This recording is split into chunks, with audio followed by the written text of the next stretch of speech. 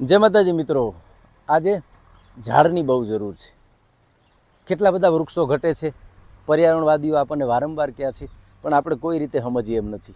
તો નથી સમજતા, એના માટે સરકારની પણ જવાબદારી છે. અને સરકાર જો આકરા નિયમ લઈ આવે તો માણસ સમજશે.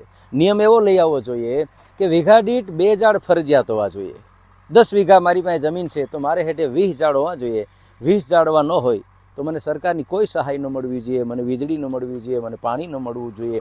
આવો જ્યારે સરકાર કોઈ કાયદો લઈ આવશે ત્યારે માણસની આંખ ઉઘડશે, બાકી માણસ કાંઈ કરશે નહીં. અને ઝાડ આપણા વગર જીવી શકશે, આપણે ઝાડ વગર નહીં જીવી શકીએ. એટલે આપણી બધાની ફરજ છે. એટલે મારો આ મેસેજ ગુજરાત સરકાર લગી પહોંચવો, જે એમાં માનનીય રાજ્યપાલ, માનનીય મુખ્યમંત્રી લગી અમારો મેસેજ પહોંચે. અને આવો જો એક સારો વિચાર જગતના ચોકમાં આવે તો પ્રકૃતિ સહી બચી શકશે. કારણ વીઘા દીઠ વવાય જોટાણા જો ઝાડ, તો પ્રકૃતિ માને એનો પાડ. અહીં દરેક જીવનો દેવરા. જય માતાજી.